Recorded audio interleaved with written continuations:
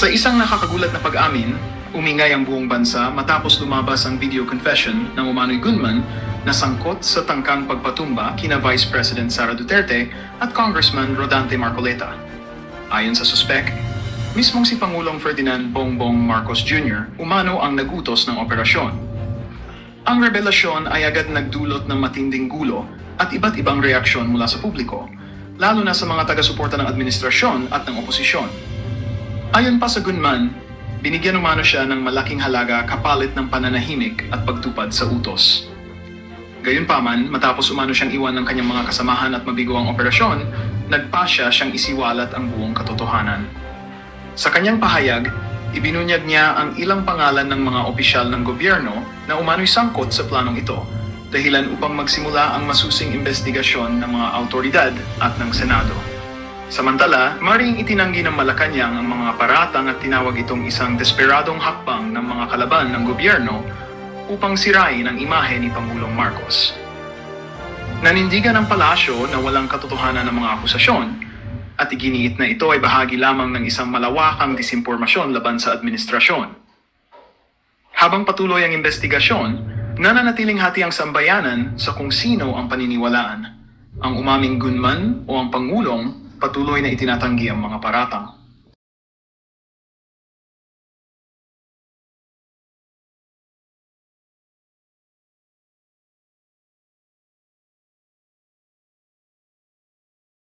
Unang salbo, unang pasok na balita. Anong gusto ninyo?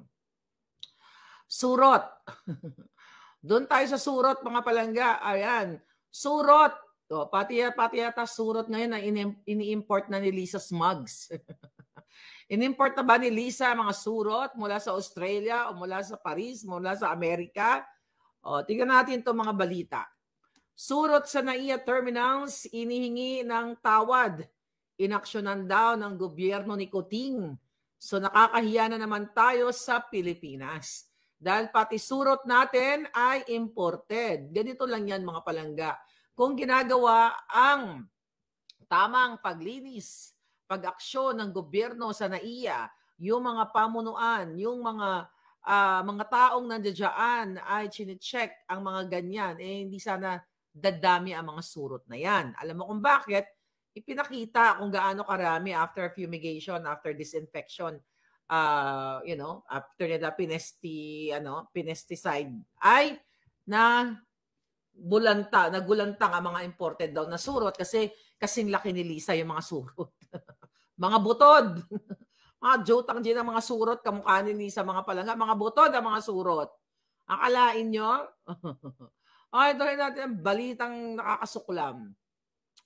Humingi ng paumanhin ng Manila International Airport o MIA matapos kumalat sa social media ang mga nakagat ng surot matapos magtungo sa NAIA kamakailan. Kaya nga sinasabi ko, kung kayo ay may proper fumigation, disinfection, lahat, 'di ba? I-disinfect nyo, tanggalin nyo na lahat, pati si Lisa tanggalin nyo.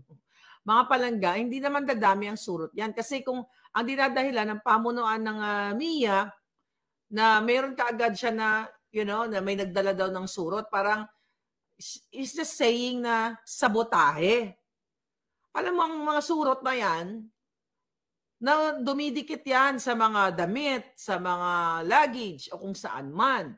So, hindi naman kaduda-duda na magkakaroon, in fairness, to be fair, okay, ng surot sa Pilipinas. Kasi unang-una sa Malacanang, maraming surot. Nasa Australia nga sila ngayon, di ba? Taktak ng surot, di ba? So, ang punto de vista dito, kung ginagawa ng tama ang mga gobyerno, ang kanilang trabaho, bago pa kumalat yung maraming surot na kawangis ni Smugs, ayon ay hindi na sana kakalat. Diba? O kailangan pang may makagat. O, kasi kung isa lang yan, hindi ka, kung yan ay accidentally lang na, of course, unintentional yan, diba? Yung mga surot na yan. Pero kung ganyan karami, baka mga alagad ni Smugs yan. Siyempre talaga kailangan natin wagwalain si Smugs. Si Lisa sa mga isyong ito dahil siya ang punot dulo nga, national problem nga siya. So para man katawa-tawa ito mga balita natin, idikit natin ang Jotang Genimes.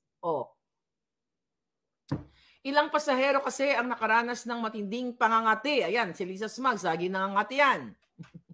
Bang! Diba? Naalala niyo yung in-expose ko sa inyo na papunta sila sa debate noong 2016 nang tumakbo siya ng vice president na doon nasa bus sila papunta doon sa place ng event, UST yata yun. Tinatanong niya, Bangit, when can we have chuk chuk chuk? You know what I mean? Bong, when can we have chuk-chakan? O, di ba? Mai-relate lang natin sa pangangati ng surot. Mga palangga. O, ganun yon. O, balik tayo sa surot. Ilang pasahero kasi ang nakaranas na matinding pangangati katulad din sa Smugs at pamamantal ng kanyang bilat. Ay, balat pala.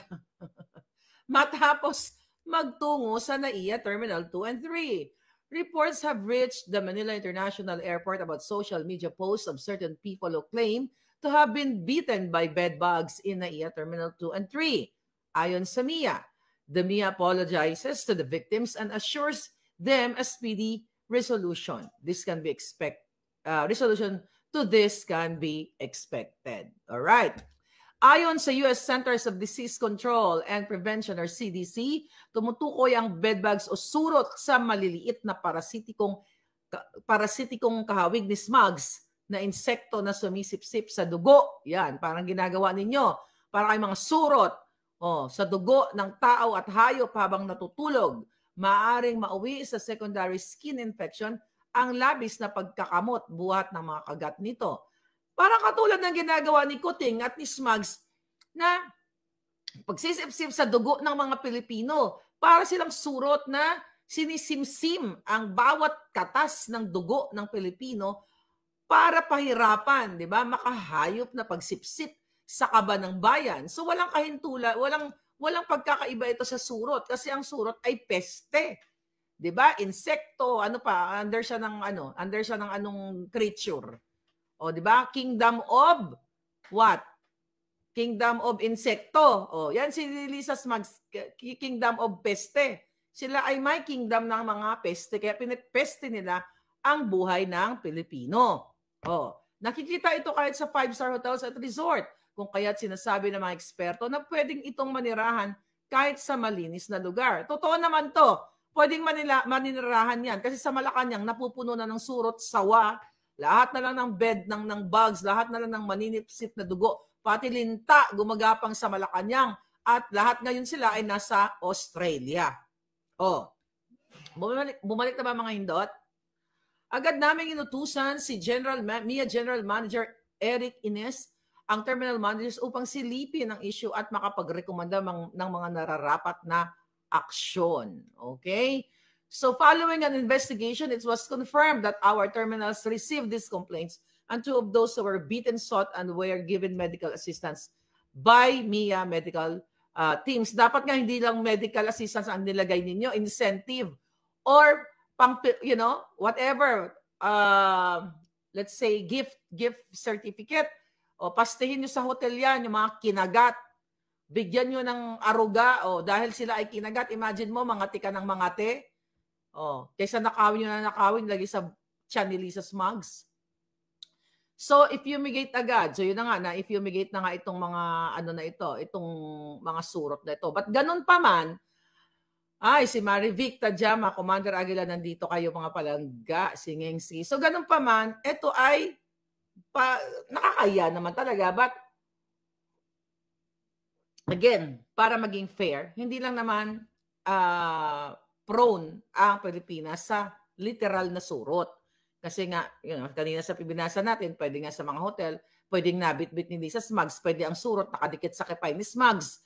Ganito yan. Kunyari, umupo si Smugs dahil nagyoyosi siya sa isang kanto, dahil isang kanto ng isang lugar, dahil mahilig siya, di makapal yung kanyang sarabutan. Kita niyo sa TikTok. Makapal yung kanyang sarabutan, so yung surot, dumikit sa kipay labong. Pagdikit sa kipay labong, pumunta siya sa Australia, umupo siya doon sa Parliament area, umupo siya, di ba, sa Bulwagan, so yung surot napunta doon sa Parliament. Possible, yun yung transmission of this surot. Possible talaga. Kalain nyo, na-connect ko yung kaputahan ng surot. Ganon talaga. Kapag national problem si Lisa Smugs, mako-connect mo talaga kahit saan. Right? Regular cleaning yan, sabi ni Luan. Exactly. May narinig po ako na parang Mexico na daw po ang bansa natin. Ano pa nga palangga? Baka malala pa tayo. Meron na naman diversionary tactics si Butod, Jahas, katauhan ng mga surot, sabi ni Vega Warp.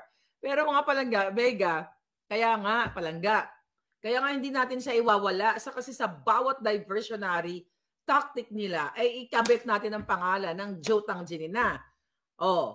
So Pinoy Sakalam YouTubers, pa-shoutout from Team Casimiro Boxing, si Kuyang Joseph. Uy, mga Casimiro Boxers dyan, kamusta kayong lahat dyan? Thank you for watching your fair Lady Maharlika. Commander Aguila, papunta na tayo sa Mexico version. Sale na ang pulburon. Oo nga palangga, dapat bitbitin na yung mga gindot na yan. Okay. 20 million. Mga palangga, doon tayo sa 20 million. Na-pledges na naman ng Australia. Diba? Umuwi na ba yung mga Jotang Ginemes? Hindi ko pa na-check ang mga balitang kung nakauwi na sila. Australian, mamumuhunan ng $20 million na pagpapalakas daw ng Philippine Justice System. Para palakasin na naman ang panggigipit? Sinabi ng Australian government na maglalaan pa lang ng $20 million investment para suportahan ang gobyerno ng Pilipinas sa pagreforma ng sistema ng hustisya sa bansa. Ang tanong, pag nagbigay ba, kung matuloy, kasi maglalaan pa lang, hindi pa sinabing ibinigay na yung pera. So investment pledge na naman, katjotahan. Just in case na ituloy ng Australian government ang pagbigay ng $20 million sa ating bansa, kaninong bulsa na naman masushoot? Department of Justice daw Anong sabi dito? Para suportahan ang gobyerno ng Pilipinas sa pagreforma ng hustisya sa bansa. Wala nang ang hustisya. Ang hustisya ay para sa kanila. Ang hustisya ay para sa mga mambubudol. Lalo nilang palakasin ang panggigipit sa mga taong kritiko sa kanila. Ano sabi? The Prime Minister also announced a new $20 million investment to support the Philippines to reform and improve access to its justice system. Ano na naman yan? Sabi ni Prime Minister Anthony Albanese. Imagine mo, $20 million para sa justice system. Lalong lalakas ang loob ng mga yan na manggipit at magtanim ng kaso. Kasi ang hustisya sa Pilipinas, ang DOJ, ay hindi para sa Pilipino, kundi para sa kanilang kapestihan. Bakit kamo? Kita mo si Remulla, may sinisingil na ni Satanas. Malapit na siyang kalawitin ni kamatayan. Tignan mo, gaganunin na siya, konting kembot na lang yan. Ayaw pa rin resign dyan. 2 buwan na nakaratay ang hinayupak, sumusweldo sa kaba ng bayan. Sabi ko nga doon sa isang vlog natin, paano ka makakapag-function kung ikaw ay nasa bed? Hindi mo ipaubaya sa mga taong qualified. At anyway, kahit naman sino ilagay mo dyan, si Lisa Smugs pa rin ang nagpapatakbo ng DOJ para manggipit sa ating mga mamamayang Pilipino. Yung mga hayop na yan, kaya nga sabi ko dapat ay tigilan na natin sila. Tigilan na ang kanilang kahibangan at magmarcha na ang taong bayan at ipakita ang galit at puot sa pamamagitan ng peaceful na pag-extract sa kanila. That, I will use the word extraction. Malapit na po yung ating pasabog sa extraction. Konting kembot na lang. Okay? So, ma-extract natin ang hinayupak na mga yan peacefully. Kung kaya ni Lisa Smugs mag-extract na mga inosente from Turkey at nakikialam sa mga domestic affairs o mga problema ng mga mag-asawa, kaya din ng taong bayan sa pamamagitan ng boses ninyo na i-extract ang kanyang asawa at 10 na mga demonyo sa Malacanang ng peacefully. Right? Kasi kung mayroon mang gagawa ng mga kaharasan, sila yon, hindi tayo. Kasi we are for peaceful extraction. Diba? Hindi tayo katulad nila nagpapakawalan mga surot dyan sa pinisip-sip ang dugo natin. Sa joint press statement, sinabi ni Albanese na ang Albanese, okay, not Albanese, whatever. Sinabi ni Albanese, ang Australian yung kanilang accent, well, mate. Sinabi ni Albanese na ang ugnayan sa pagitan ng Philippine, slang, gusto nyo? Sinabi ni Albanese, di ba may mga ganyan nagsasalita, mga paslangs lang, ni Albanese na ang ugnayan sa pagitan ng Pilipinas at Australia, sabi niya, strengthened by warm and close personal connections, including through the over 400,000 Australians with Filipino heritage to make a wonderful contribution to modern multicultural Australia. I have relatives and friends in Australia, by the way. Shout out sa inyo, mga hitad. All right? Shout out kay Maricel Palangga, ang aking friendship. Okay? Anya, ayun.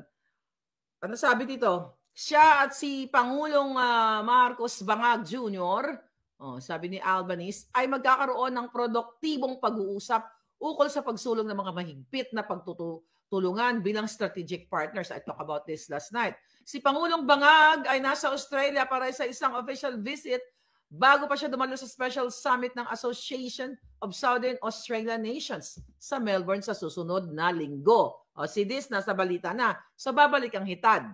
Babalik ang Bangag.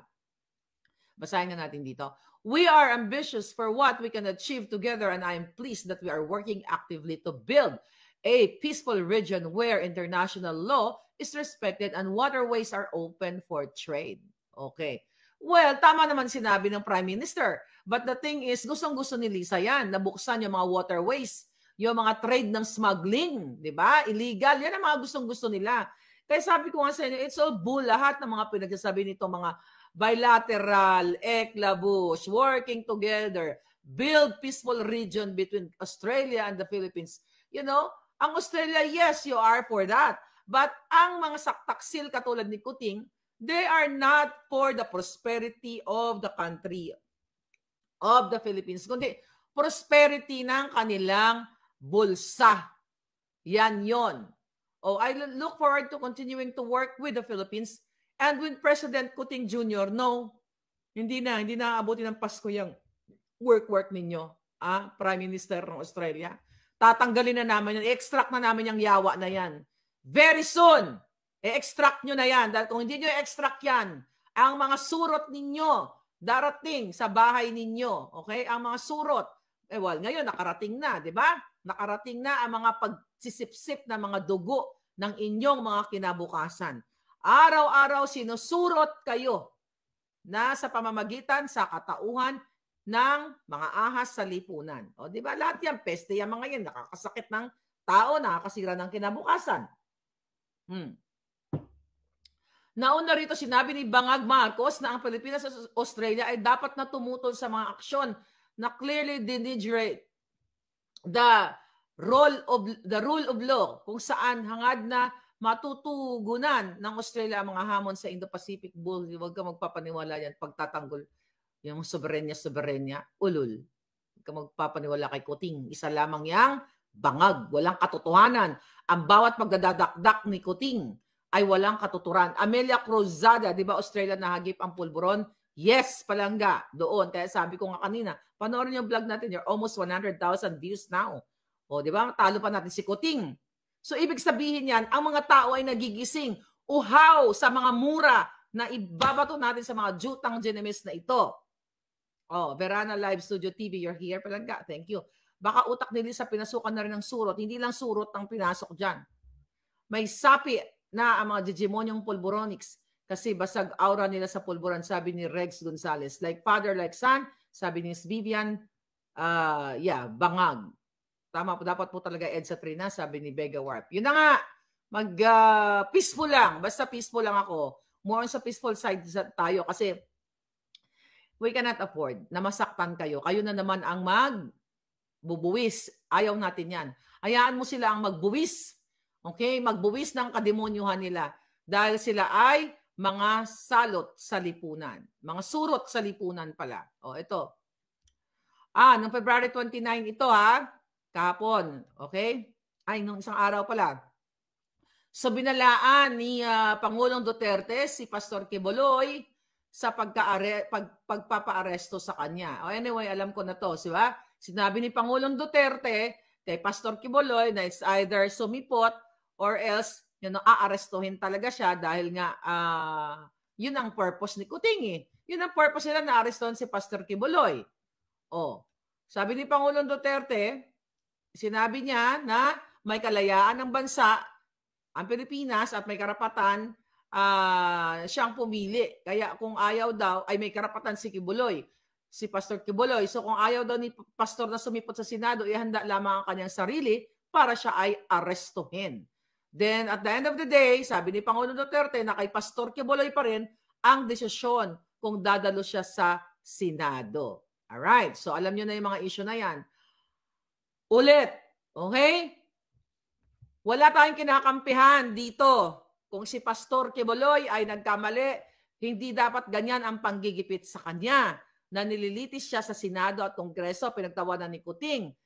Kasi mga palangga, paulit-ulit nating sabihin na mayroon tayong korte, pero hindi na nga halos umaandar yung korte na yan dahil nasa likod na yan ay ang mga buwa ka ng inang, mga surot sa o mga ahas sa Malacanang.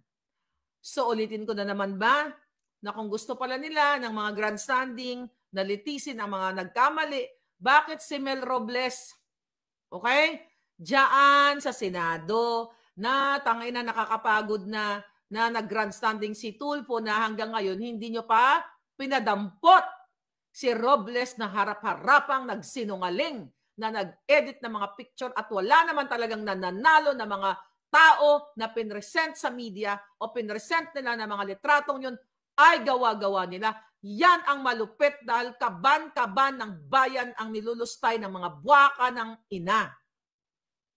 Si Kibuloy, pasagutin yan sa korte dahil ang isyu kay Kibuloy, di ba? Kung yan naman ay may katotohanan, sagutin niya sa korte. Pero ang isyu niya, ang isyu sa nanakaw ng pera sa lottery ay isang paninira o pagsira sa bawat kinabukasan ng tao. Ulitin ko ulit, ang isyu sa smuggling na pakikipagsabuatan ni Kuting, bakit ayaw niyong litisin sa Senado o sa Kongreso? Kasi gusto niyo palang maging korte na yung Senado na yan. Diba?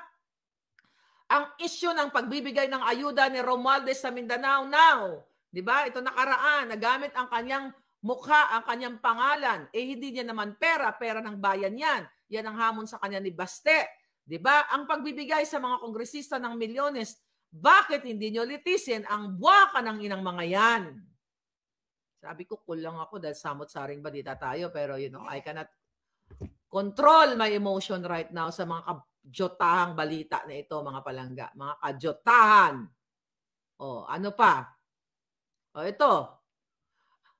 Tungkol naman ito sa mga bagets. Okay, rich kids, hindi mahihirap. Rich kids, hindi mahihirap. Nakikinabang sa government subsidy sa high school. Sino nagsabi ito? Si Gatchalian. May nabuking daw. Hindi mahirap bagkus anak ng mayayaman o may malalaking kita ang nakikinabang sa subsidiya ng gobyerno. Tingnan natin. Dahil lang. Nakikinabang sa subsidiya ng gobyerno. Ano sinasabi nito? Oy, nako. Tingnan natin, ha? Okay, hindi mahirap bagkus anak ng mayayaman o may malaking kita ang nakikinabang sa subsidy ng gobyerno sa ilalim ng Educational Service Contracting or ESC upang makatulong sa deserving students na pumasok sa private school para sa decongestion ng publikong paaralan. Ito yung mga proyekto ng gobyerno na ino-offer sa mga mahihirap na kabataan na deserving na mga matatalino para mailipat sila sa pang-private na paaralan, dahil sila ay deserving at mabawasan nga ang pagsiksikan sa private school. So ayon dito, sabi ni Gatchalian na yung kanyang jowa ay nakipag... sige, wag na yan. Patawarin na muna natin sa moment na to. Matapos matuklasan na mula sa alam nyo na yon, sa non-poor household, ang nakakakuha ng slot bilang benepisyo ng ESC ng gobyerno. Sabi ni Gatchalian, hindi daw makatarungan ang ginagawa. Hindi naman talaga. Pero again, Gatchalian, ang mga issue dyan sa smuggling ni Lisa, di ba? Hindi ba makatarungan ba yan? Tapusin natin itong balita. Sinuri ng tanggapan ng senador na ang datos mula sa Annual Poverty Indicator Survey or APIS, okay, 2020 at 2022 at natuklasang para sa school year 2021, 68%